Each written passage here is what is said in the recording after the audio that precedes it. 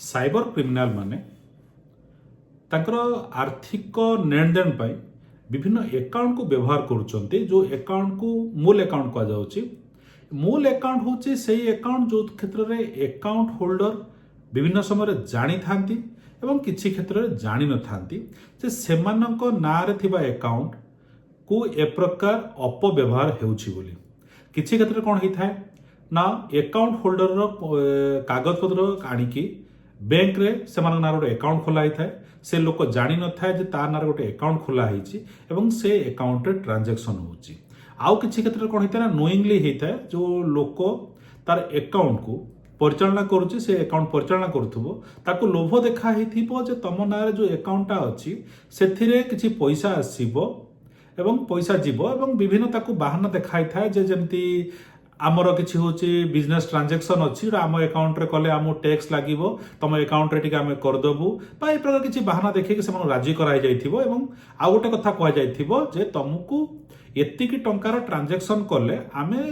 गोटे तुमको भड़ा बाबद एतिकी टंका दे देबु एवं लोक भाबुचंती जे मु तो किछि करिवार नै मो अकाउंट को किछि पैसा आसीबो एवं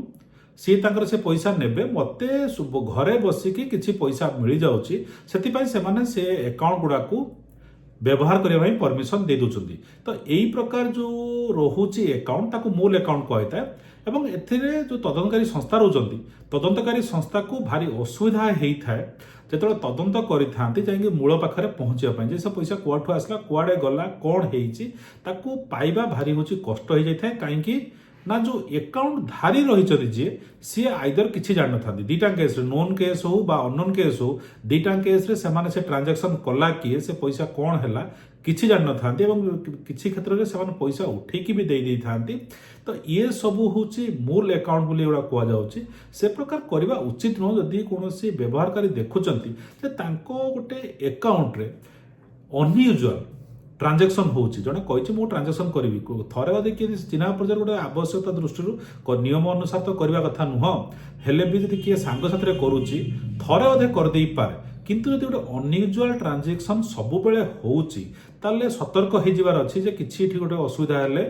आईनगत जहां पदक्षेप अछि अकाउंट होल्डर नारे पुलिस नबो एवं फ्रिक्वेंट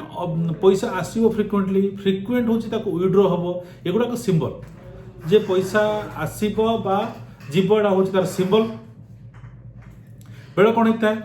ना बेले ओवरलैप कर जिवड़ा डिटेल ठीक से मैच करिवो नाही ये सब जदि होची ताले जानि जानतु एगुडा को मूल अकाउंट ट्रांजैक्शन बोली। सीबीआई गोटे इन्वेस्टिगेशन रे पाइछि जे इंडिया रे पाखा पाखी 700 ब्रांच 1.5 लाख मूल अकाउंट खोली जो कि से विभिन्न बैंक को नोटिस करिसेंती विभिन्न केस रे कोन हिची ना से बैंक माने केवाईसी गाइडलाइन को ठीक से मानि नांती बा ए प्रकार करिकी से माने करिसेंती जोटा कि सीबीआई से माननकु नोटिस करिची। तो मूल अकाउंट जदि आमे केमती हेतु बंची पारिबा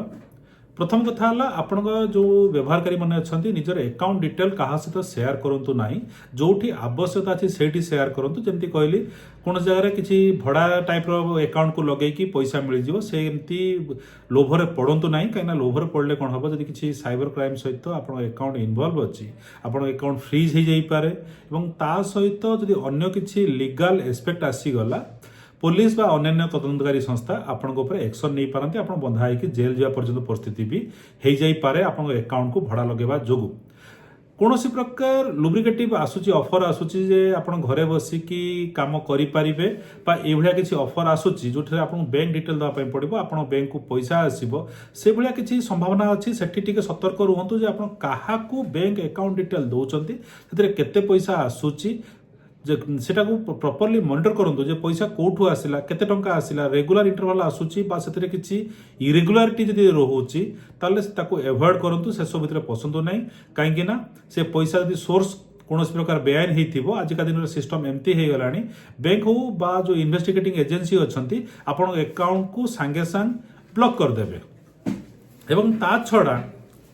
जदि भी कौन प्रकार इरेगुलर एक्टिविटी आप अकाउंट रे होची आप देखुचंती ताकू सांगे सांग विभिन्न एजेंसी जो अच्छंती हम साइबर क्राइम पोर्टाल रे हो सेठी जाई रिपोर्ट करंतु जणांतु फल रे आपण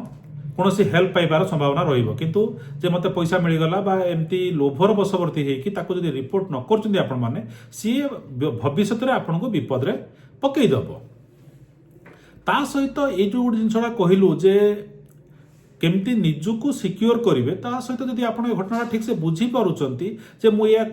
କରିବି ନାହିଁ, ତାକୁ ନିଜ ସାଙ୍ଗସାଥିକୁ ବି ଜଣାନ୍ତୁ। ଯଦି କୌଣସି ଆପଣଙ୍କ ସାଙ୍ଗସାଥି ବି ନୋଇଂଲି ଅର୍ ଅନୋଇଂଲି ନିଜ ଆକାଉଣ୍ଟ କାହା ସହିତ ସେୟାର କରୁଛନ୍ତି ଏ ପ୍ରକାର କାର୍ଯ୍ୟକଳାପ ପାଇଁ, ସେମାନଙ୍କୁ ବି ବୁଝାନ୍ତୁ, କାହିଁକିନା ଭବିଷ୍ୟତରେ ସେମାନେ ବି ବିପଦରେ ପଡ଼ିଯାଇପାରନ୍ତି। ତା ସହିତ ଯେଉଁ ଫାଇନାନ୍ସିଆଲ ଇନଷ୍ଟିଟ୍ୟୁସନ୍ ମାନେ ଅଛନ୍ତି, ବ୍ୟାଙ୍କ ହେଇପାରୁ ବା ଅନ୍ୟାନ୍ୟ ସଂସ୍ଥାମାନେ ଅଛନ୍ତି ଯେଉଁମାନେ ଫାଇନାନ୍ସିଆଲ ଟ୍ରାଞ୍ଜାକ୍ସନ୍ କରୁଛନ୍ତି, ସେମାନେ ପ୍ରପରଲି KYC ଭେରିଫିକେସନ୍ କରିକି ଆକାଉଣ୍ଟ ଖୋଲନ୍ତୁ। କାହିଁକିନା ପ୍ରପରଲି KYC ଭେରିଫିକେସନ୍ ନ କରିବା ଫଳରେ ଅନ୍ୟ ନାଁରେ କାହା ନାଁରେ ଫେକ୍ ଆକାଉଣ୍ଟ ହେଇଯାଇଥିବ ଏବଂ ସେ ଲୋକଟି ପରବର୍ତ୍ତୀ ମୁହୂର୍ତ୍ତରେ ଅସୁବିଧାରେ ପଡ଼ିଯାଇପାରେ। ତେଣୁ ଇଏ ସବୁ କରିବା ଫଳରେ ଆମେ ମୂଳ ଆକାଉଣ୍ଟକୁ ବଞ୍ଚେଇ ଦେଇପାରିବା ଏବଂ ସାଇବର ଅପରାଧକୁ ଅଟକେଇବାରେ କୋଉଠି ନା କୋଉଠି ମୁଁ ବି ଆପଣ ବି ଆମମାନେ ସକ୍ଷମ ହେଇପାରିବା।